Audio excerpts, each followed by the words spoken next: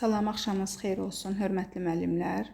MİQ və sertifikasiya hazırlaşan müəllimlərimizə dəstək məqsədi ilə Newton qanunları bölməsindən bəzi testlərimizin izahına baxacağıq. Gəlin ilk öncə 5-ci sualdan başlayaq. Sürtünmə qüvvəsinin nəzərə alınmadığı yolda 2 kiloqram kütləli cismə şəkildəki kimi F qüvvəsi təsir edir. Cismin sürətin zamandan asılılıq qrafikinə əsasən F qüvvəsinin neçə Newton olduğunu hesablayın. Deməli, ilk öncə gəlin qrafikimizə baxırıq. Qrafikimizə baxırıq ki, V-nin T-dən asılılıq qrafikidir. Deməli, biz nə edə bilərik? İlk öncə bax bu qrafikdən təcilimizi hesablaya bilərik. Bilirik ki, təcilin düsturu A bərabərdir. V çıxılsın, V0 bölünsün T-dir. Deməli, o da bərabərdir. Deməli, son sürətimiz 15, başlanğıc sürətimiz 0. 15 çıxılsın 0 və sərf olunan zaman isə 5 saniyə. Deməli, 15 bölünsün 5-dən təcil üçün 3 metr böl saniyə kvadratı təcilini almış oluruq. İndi gəlin baxaq müəllimlər cismimizin deməli hərəkətinə. Baxın, deməli F qüvvəsini əgər biz bucaq altında görürüksə, mütləq onu proyeksiyalara ayırmalıyıq. Gəlin F-in X oxu üzrə proyeksiyasını ayıraq. Fx-imiz nəyə bərabər olacaqdır? Həmişə bucaq olan tərəf, baxın görürsünüz, bucaq olan tərəf Fx-dir də, düzdürmü? O zaman həmin tərəf kosinüs alfa olacaqdır. Yəni kosinüs 60 dərəcə. Deməli, o zaman gəlin baxaq. Baxın, bunu yazdıq, bir burada saxlayaq özümüz üçün. Çünki bizə elə F qüvvəsi lazımdır. Deməli, o zaman baxırıq ki, Newton ikinci qanunu biz burada necə yaza bilərik? Newton ikinci qanunu yaza bilərik ki, yəni, deməli, Newton ikinci qanununa görə, gəlin bunu lap belə yazaq. F kosinüs 60 bərabər Newton ikinci qanunu tətbiq edək. Deməli, bərabər olacaqdır nəyə? MA-ya. Deməli, o zaman bizə də F qüvvəsi lazımdır. F-i tapsaq, çünki kütləmiz var, təcilimiz var, kosinüsün də qiymətini bilirik. Deməli, M-imiz 2 kiloqram, təcilin qiymətini tapdıq ki, 3-ə bərabərdir. Və bizim kosinüs 60-da da qiymətimiz nəyə bərabər olacaqdır? Deməli, kosinüs 60-da da 0,5-ə bərabərdir. Deməli, o zaman yazırıq ki, kosinüs 60-ın yerinə 0,5. 6 bölünmüş 0,5 də bizə verəcək nəyi? 12 Newtonu. Deməli, cavabımız olur 12 Newton.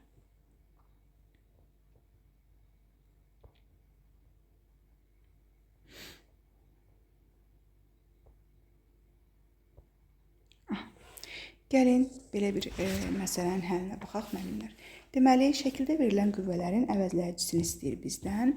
Deməli, bax, burada biz nədən istifadə edirik? Vektorların toplanmasından istifadə edirik. Deməli, baxırıq müəllimlər. Bax, bu 9 Newtonluq qüvvəmiz.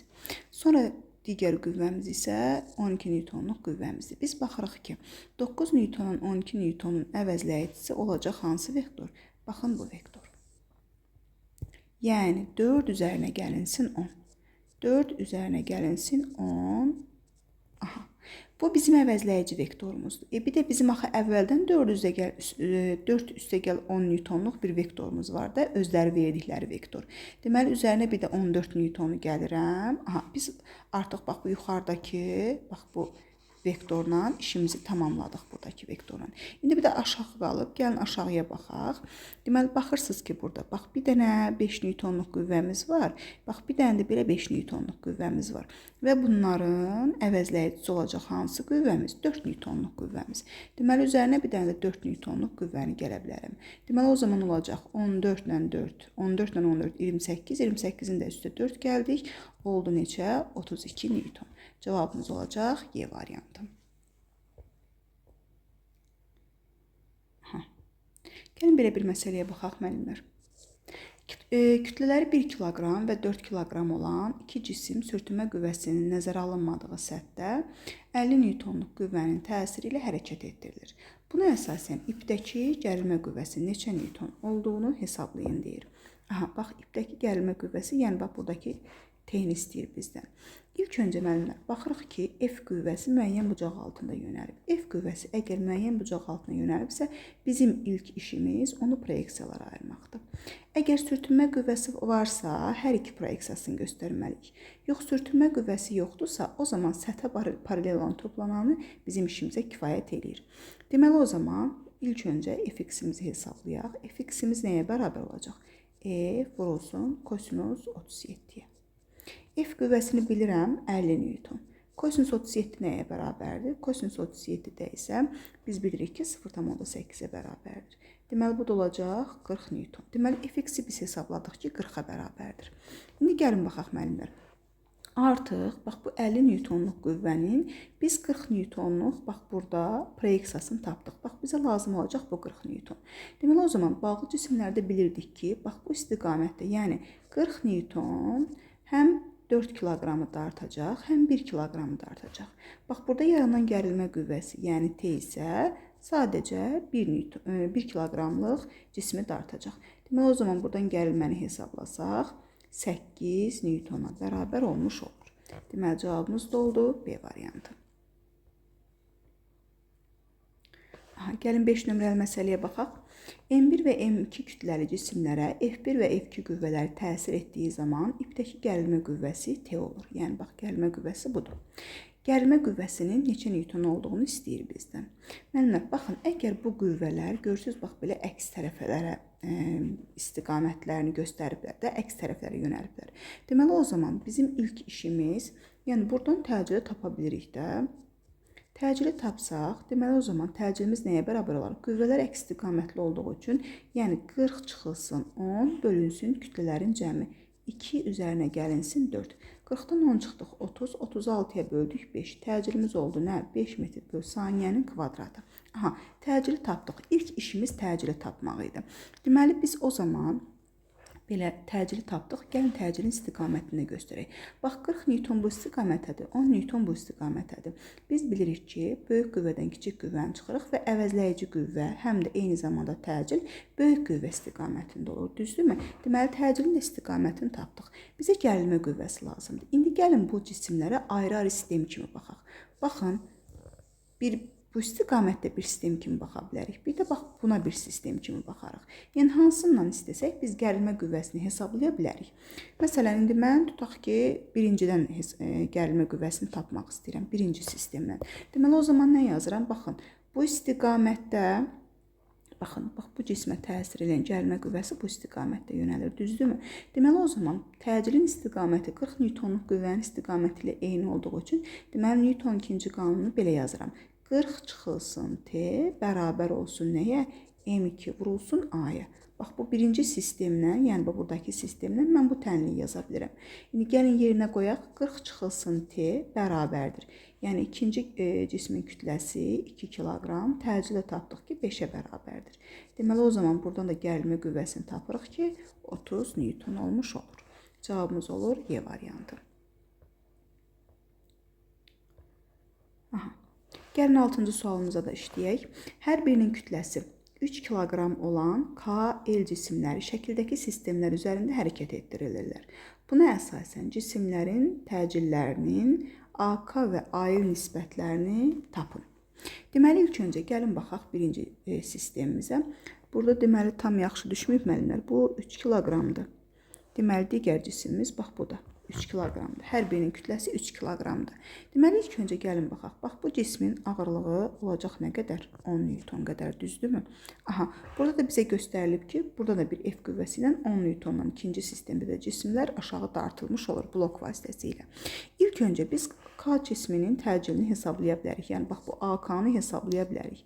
AK nəyə bərabər olacaqdır? 10 Newton, yəni 1 kiloqram kütləli cismin ağırlığı bölünsün sistemin kütləsi. Sistemin kütləsi, yəni bu 3 kiloqramlığın kütləsi, bir də 1 kiloqramlığın.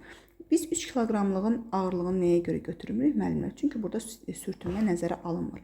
Amma sürtünmə nəzərə alınanda biz mütləq həmin bu cismin, K kütləli cismin ağırlığını da nəzərə alırıq. Deməli, o zaman 10 Newtonu böləcəyik nəyə? 3 üzərinə gəlinsin 1-ə. Bu da olurmu 2,5 metr böl saniyə kvadratı? İndi gəlin L cismində təcilini hesablayaq. L cisminin təcilini hesablamaq üçün aşağıya var yenə 10 Newtonluq qüvvəmiz. Sistemin kütləsi də yenə olacaq nə qədər? Bir dənə kütlə var da ikinci sistemimizdə, yəni 3. Bunu da elə bu formada saxlayırıq. Bizdən də nə istəyir? AK bölünsün AL. Deməli, gəlin bu 2,5-i 2-də 5 yazaq ki, kəsirləri böləndə rahat bölək. Deməli, o zaman 2-də 5-i böləndə 3-də 10-a tərsinə vurmalıyıq, düzdür? Deməli, ixtisarlarımızı aparsaq, cavabımız olacaq nə qədər? 4-də 3. Deməli, cavabımız olur Y variantı.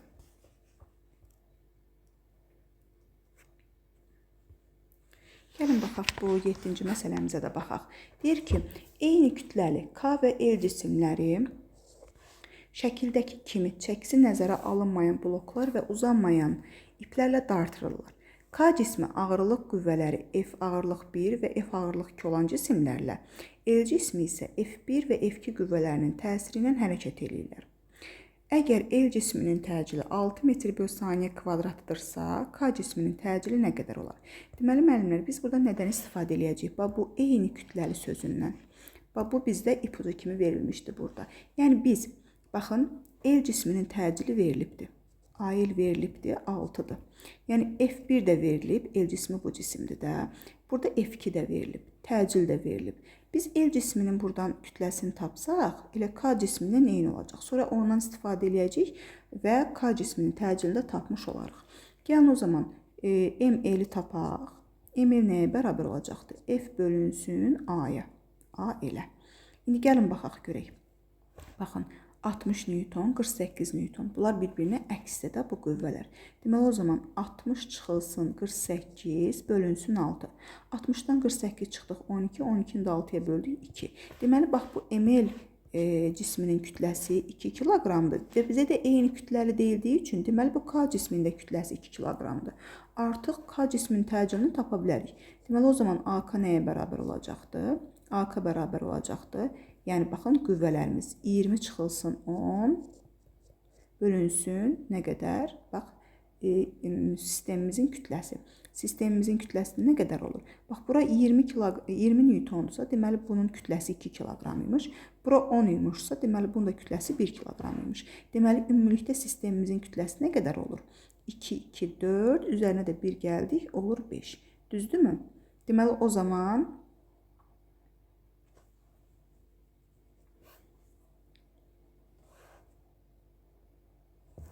deməli, kütlələrimiz nə qədər olur? Kütlələrimiz 1, 2 və 2. Deməli, kütləmiz olur 5. Deməli, onu da 5-ə bölürük olur nə? 2 metr/saniyənin kvadratı. Deməli, bizim təcilimiz, K cismimizin təcili olur 2 metr/saniyənin kvadratı. Gəlin 8-ci sualımıza baxaq, müəllimlər. Sürtünmə qüvvəsinin nəzərə alınmadığı şəkildəki sistemdə KL və M cisimləri sərbəst buraxılır. Deməli, buna əsasən cisimlərin təcili neçə metr/saniyə kvadratı olduğunu bizdən hesablamamızı istəyir. Deməli, ilk öncə gəlin baxaq. Baxın, bax, K cisminin kütləsi 7 kiloqramdır. 7 kiloqramdırsa, deməli, ağırlıq olacaq nə qədər? 70 Newton. İndi gəlin bir də, bax, bu 1 kiloqramlıq kütləli cismin baxaq ağırlığına, bu da olacaq 10 Newton. Deməli, təcil istəyir də, düzdürmü bizdən? Deməli, o zaman təcilimiz nəyə bərabər olacaq? F əvəzləyici bölünsün M sistemi, düzdürmü? Bərabərdir. Baxın, müəllimlər, burada biz 1 kiloqramlıq kütləli cismimiz var, 7 kiloqram kütləli cismimiz var. Bunlar tərpənməz blokdan asılıblar. Bir də burada, bu üfüqü müstəvidə bizim 4 kiloqramlıq kütləli cismimiz var. Ağırlıq olaraq sürtünmə nəzərə alınmadığı üçün biz bunun ağırlığını nəzərə almırıq. Amma kütlə olaraq nəzərə alacağıq. Çünki baxın, bu 7 kiloqramlıq cismin ağırlığı da böyük olduğu üçün, bax, bu ipi hərəkətə gətirdikdə, bu M kütləli cismi, bax, bu cismi də hərəkət etdirəcək. Ona görə də biz bu 4 kiloqramlıq kütləli cismin deməli, kütləsini nəzərə alacağıq. Amma bəzən elə məsələlər olur ki, məsələn, oradakı o ipin dartılmağına baxır da, bəzən olur ki, bu ip dartılmadığı üçün, məsələn, 4 kiloqramlıq kütləli cisim əgər hərəkət eləmirsə, siz onun kütləsini nəzərə almayacaqsınız. Amma bizim bu hal-hazırdakı məsələmizdə bu 70 Newton, bax, bu bloku tərpətdiyi üçün, ipi dartdığı üçün bu 4 kiloqramlıq cisim də bu istiqamətdə hərəkət edəcək. Ona görə biz bunu nə edəcəyik? Ağırlığını nəzərə alacağıq. Deməli, o zaman əvəzləyici qüvvəmiz 70 çıxılsın 10 bölünsün sistemin kütləsi olacaq 7, üzərinə gəlinsin 1, üzərinə gəlinsin 4. Bu da bərabər olacaq. Deməli, 8, 4, 12, 60-ı da 12-yə böldük. Olur nə qədər? 5 metr/saniyənin kvadratı. Aha. Sonra gəlin müəllimlər, baxaq 9-cu məsələyə.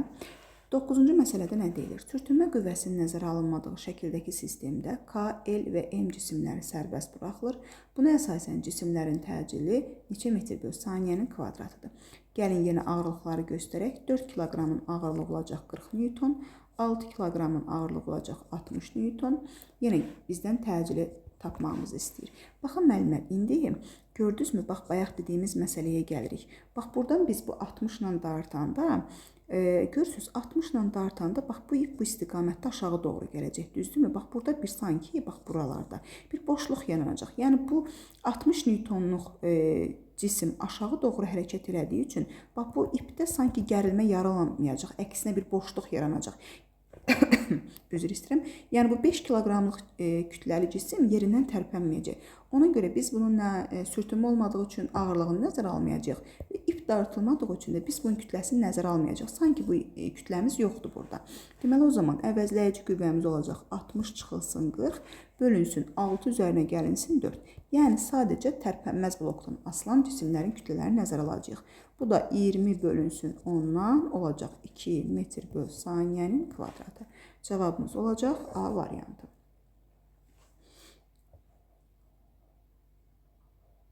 Aha, gəlin belə bir maraqlı məsələmiz var, müəllimlər, buna baxaq.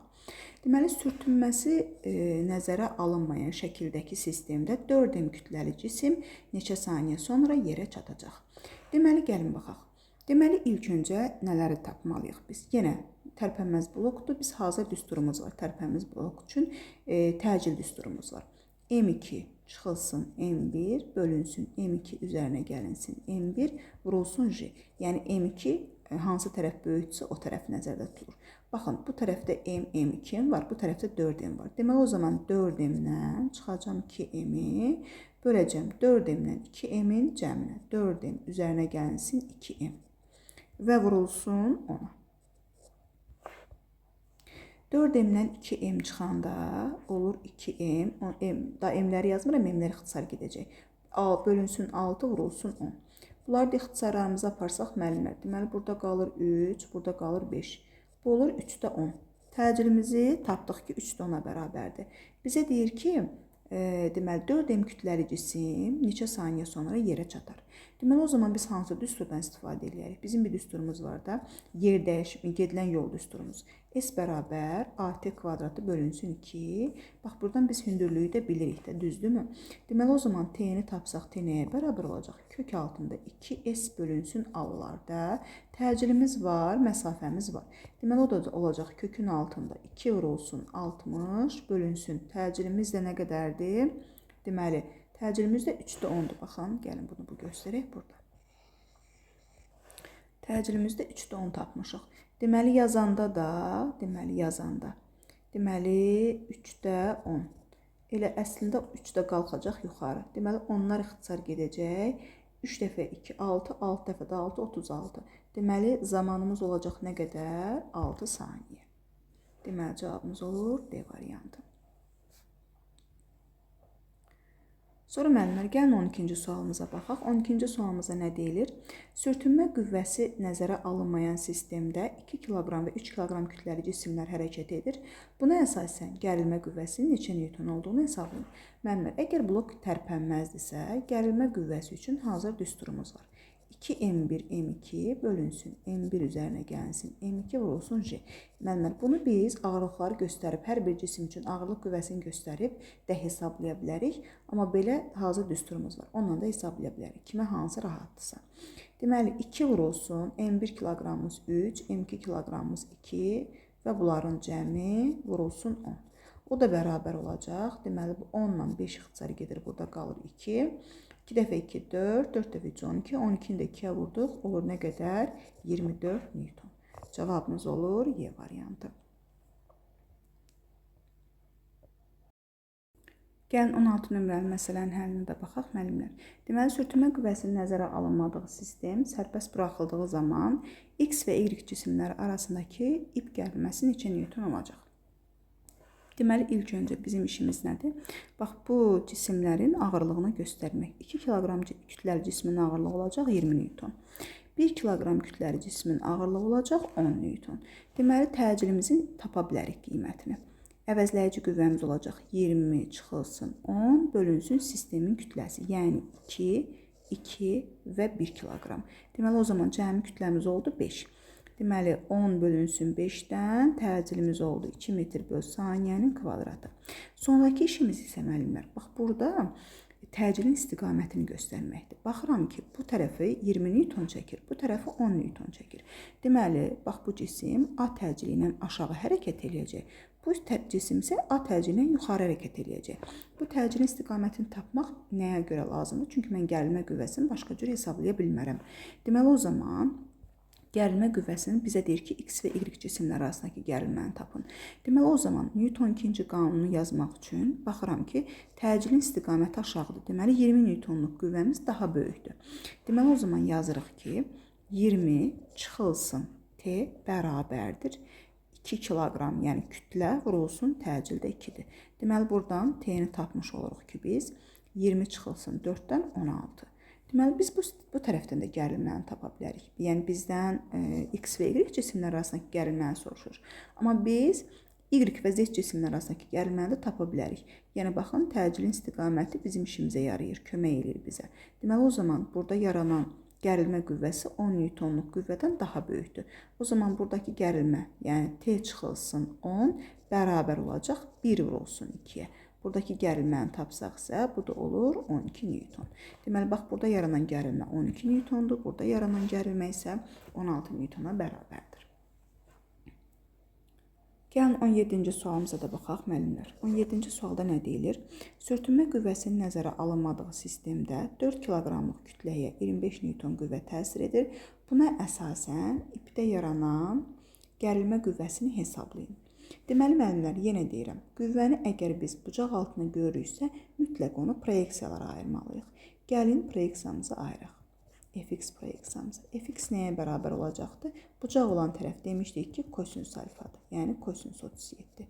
Deməli, bu da F qüvvəmiz 25, kosinus 37 nəyə bərabərdir? 0,8-ə. 25 də 0,8-ə vuranda olacaq nə qədər? 20 Newton. Deməli, bax, bura oldu nə qədər? Bax, bu istiqamətdəki qüvvəmiz oldu 20 Newton. Deməli, o zaman bizdən də təcil istəyir, düzdürmü müəllimlər? Deməli, bu istiqamətdə olan qüvvəmizi də göstərək. 1 kiloqramlıq kütləli cismin ağırlığı olacaq 10. Deməli, bir var 20 Newtonluq qüvvəmiz, bir var 10 Newtonluq qüvvəmiz. Deməli, o zaman təcili tapanda nə edəcəyik?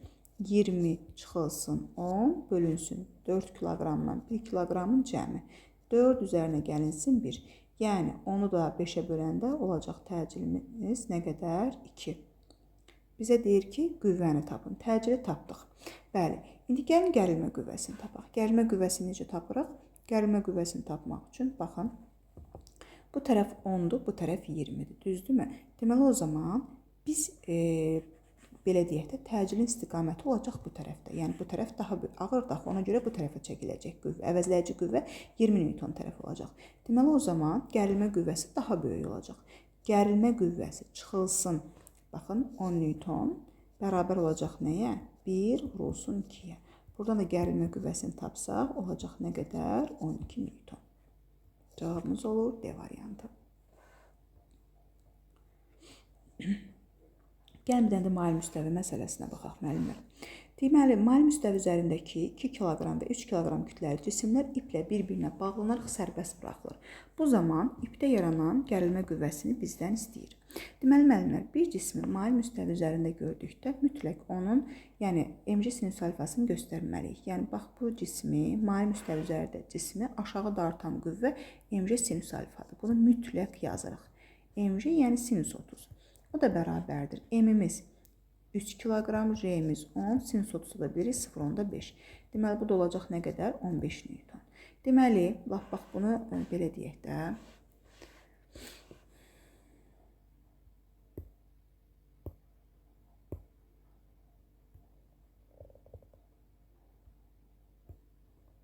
Buradan yazaq. Aha.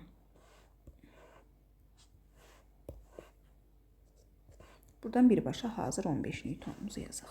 Bu tərəfdən də gəlin 2 kiloqramlıq cismin ağırlığını göstərək 20. Bax, bu tərəfi 20 dartır, bu tərəfi 10. Deməli, bu sistem A təcili ilə aşağı gələcək. Bax, buradakı bu sistem isə A təcili ilə yuxarı qalxacaq. Bax, bunu da göstərdik. Deməli, o zaman ilk öncə təcilimizi tapa bilərik biz buradan. Çünki qüvvələri artıq bilirik. 20 çıxılsın 15 bölünsün 2 və 3-ün cəmi 5. Bu da oldu təcilimiz 1 metr bölü saniyənin kvadratı. İndi bizə deyir gərilmə qüvvəsini tapın.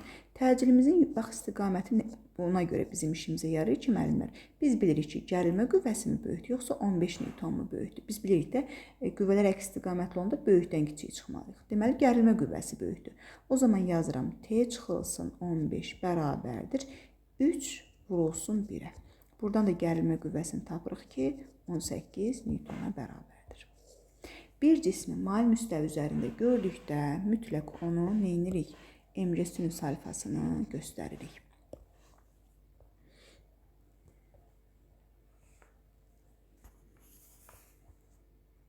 Aha.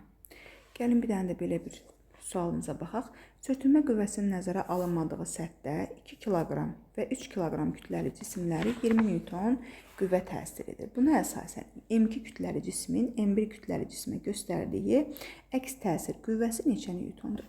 Baxın müəllimlər, ilk öncə biz həmişə onu deyirdik ki, hansı sistem olur olsun. Bax bu cür sistemlərdə də ilk öncə biz təcilimizi tapaq. Qüvvəmiz var, kütləmiz var. 20-ni böləcəyik sistemin kütləsinə. Təcilimiz olacaq 4 metr bölü saniyənin kvadratı. Bizə deyir ki, M2 kütləli cismin M1 kütləli cismə göstərdiyi əks təsir qüvvəsi. Yəni, əslində demək istəyir ki, M2-nin M1-ə təsirini tapın. Amma müəllimlər, burada mən sizə bir şey deyim ki, xarici qüvvə hansı istiqamətdədirsə, həmişə sizdən axtarılan qüvvəni o istiqamətdə göstərin. Çünki onsuz da biz bilirik ki, Newton 3-cü qanuna görə M2 M1-ə hansı qüvvə ilə təsir göstərirsə, M1 də M2 qüvvə ilə təsir göstərir. Yəni, siz bunu belə də yaza bilərsiniz də, bu istiqamətdə də eyni şeydir. Deməli, o zaman, bax, buradakı qüvvə F1-2 qüvvəsini tapanda biz nə edəcəyik? Deməli, F1-2 bərabər olacaqdır. Təcilimiz, yəni təcilimiz nə qədərdir? 4. Təcili vuracağıq kütləyə. Və burada da bəzən müəllimlər həmişə bu sual verirlər ki, çaşqınlıq yaranır ki, biz bu kütlələrin nə zaman hamısını götürürük, nə zaman birini götürürük. Müəllimlər, bunu damla daşı kimi düşünün. Bax, bu 20 Newtonluq qüvvə gəlir bu birinci damla daşını. Elə bil ki, təsəvvür edin ki, bu birinci damla daşıdır da. Damla daşlarını düzmüsünüz. Gəlib əlinizlə onu hərəkət eləyəndə o birinci yerdə dayanan damla daşı digərlərinə dəyir, onları yıxır, düzdürmü? Həmişə nəzərə alın ki, o gəlib yıxanı yox, yıxılanların kütləsini həmişə götürün. Təsir alanların, təsir edənin yox, təsir alanın. Bax, bu 3 kiloqramlıq kütləli cisim, domino daşı gəldi, 2 kiloqrama dəydi, bunu yıxdı. Deməli, o zaman yıxılan hansıdır? 2 kiloqram. Təsir alan 2 kiloqramdır. O zaman 2 kiloqramın kütləsini götürəcəyik. Olacaq 4 dəfə 2, 8 Newton. Yəni, bax, bu F1-2 elə bizdən soruşulan F2-1 qüvvəsidir. Elə bu da bərabər olacaq 8 Newtona. Deməli, cavabımız olacaq C variantı.